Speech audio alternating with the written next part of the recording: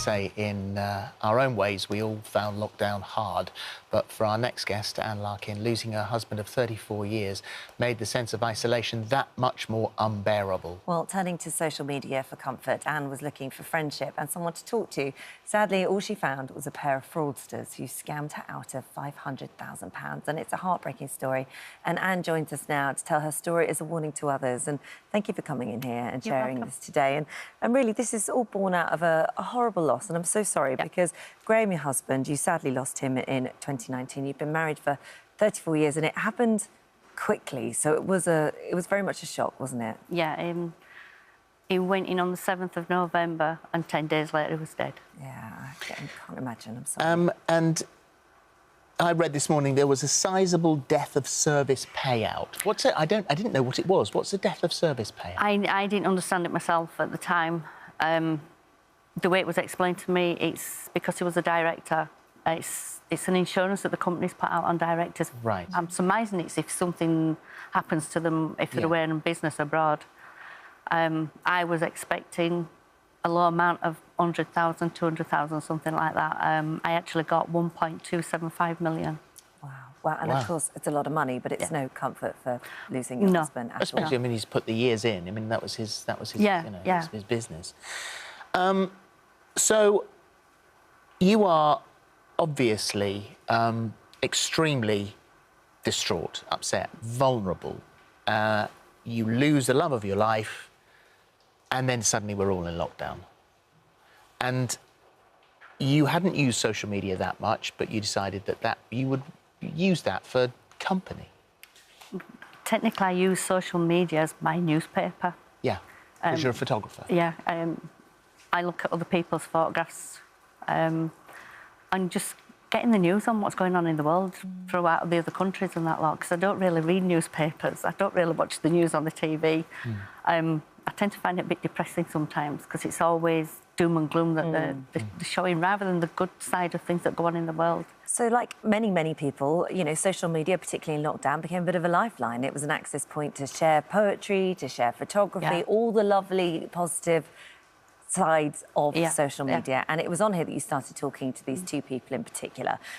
We should say these are just conversations online. At no point did you speak to somebody on the phone. This was just an initial connection. So let's start. Exactly. So let's start with the first man. So he claimed to be an American soldier. Yeah. And he managed to make this connection with you because there was a lot of similarities, different lives, but there was a similarity. Yeah. It told me that he'd lost his wife and his daughter in a car crash 5 years before. Said he had a son who was in military school, and I said, why have you left your son? And he said that he couldn't cope with the loss of his wife and his daughter. He signed up to go with the UN to Yemen, and he was at a point now where he wanted to go back to his son. And the other one, so he was Clinton. That was Clinton. And the other one was, is it just G? Yeah, because of the person he said he was. It's not fair to him to say who he was. Who did you think he was? He was an actor in America? Yeah, he was an actor in America. Who did you think he was? I'm not sure whether I should say his name out, really. Well, you can say his name. Well, he said he was Gerard Butler.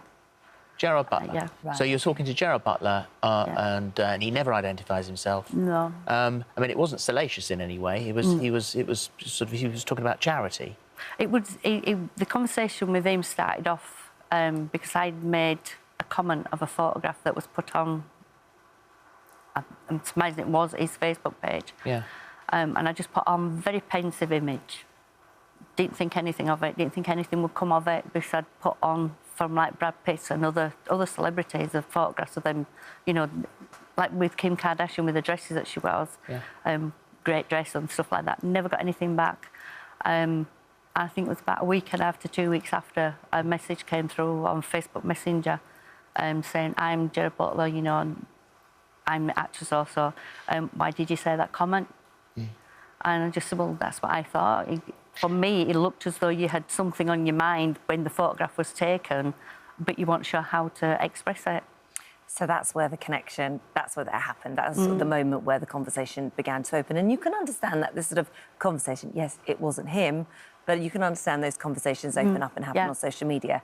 I guess the bit where people would go, oh, hold on a minute, is this right, is when the talk of money comes up. And it started off, first of all, with Clinton. And he, first of all, was saying that he wanted money for the flight. So I think between sort of £1,000, £2,000 is what you sent to him so that he could go and visit his son. Within your work, I mean, you were a police special constable for 4 years.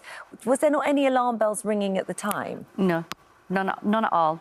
When you're in that type of grief of someone you expected to spend the rest of your life with, whether it's a good marriage or a bad marriage, you still expect to spend the rest of your life with them. You expect to either you die before them or they die before you, into your 90s, possibly.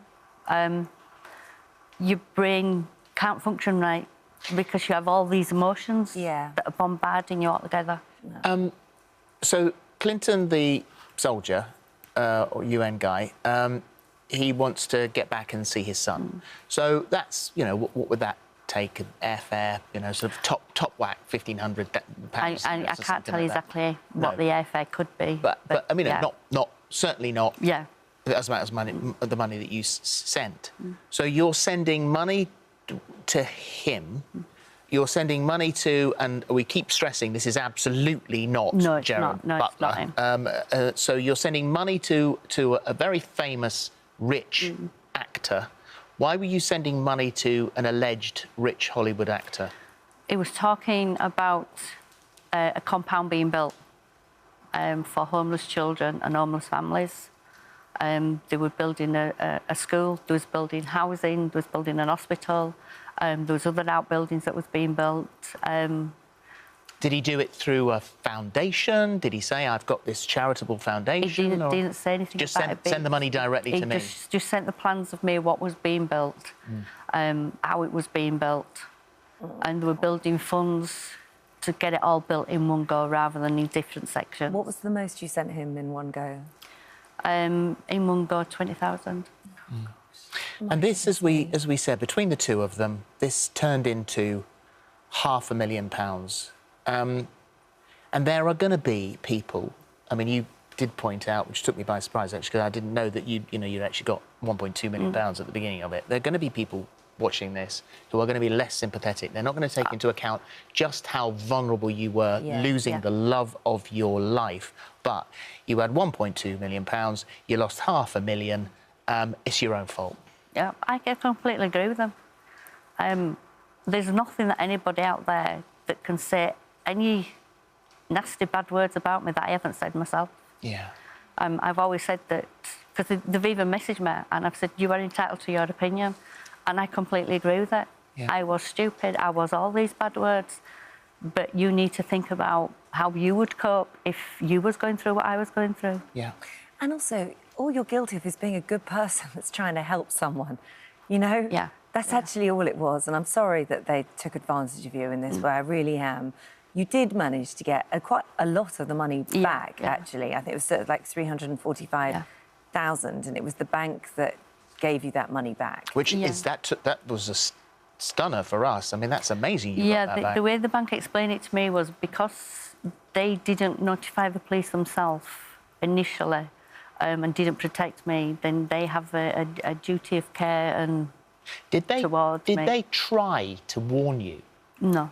Because in the NatWest right of reply here, it says, as a bank, we take our responsibility to our customers very seriously and will try to prevent them from experiencing this sort of financial loss and emotional manipulation. We will always try to break the spell of the scammers, but unfortunately, in this case, despite our efforts, we were unable to convince our customer that she was being scammed. No, I never received any phone call. Even when I went into the bank, nobody ever questioned it. Wow. Would you have stopped if they had? Possibly, yeah. What about your family? Did anyone else say what you're doing? I found out after the first interview that went on the news that my sister-in-law had an idea this was going on. My daughters had an idea this was going on, but never stepped in. Never stepped in. And that's really the purpose of sitting here right now, is to say, I mean, will you explain, what would you say to somebody who maybe is being scammed right now, or somebody that knows a family member that they've got a suspicion, like yours did, that something may be going on?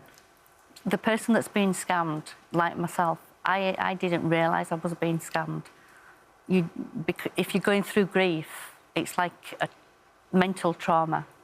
So you don't understand. Even if you're somebody that's looking for love, you're still going through a form of grief because you want to stop being alone. Of course. And the thing is that, you know, as we point out here to anyone who isn't unsympathetic, you lost the love of your life. You are incredibly vulnerable, and those are the people that they prey on. It is an organised group that got you. Yeah, the police think it's like a pyramid. Yeah. They start off with one person. Yeah. They start you off talking to find out bits about you, and then they move you on to someone else. And then they come. And then you sort of like come down the triangle to... Which is well worth being warned about as well, Yeah, you know. it really they're clever. Yeah, They're clever, cruel and heartless. Very clever. Yeah. Very clever. I'm sorry for your loss, but thank you for Tell us talking your to us story. today. Thank you. Thank you. Thank you.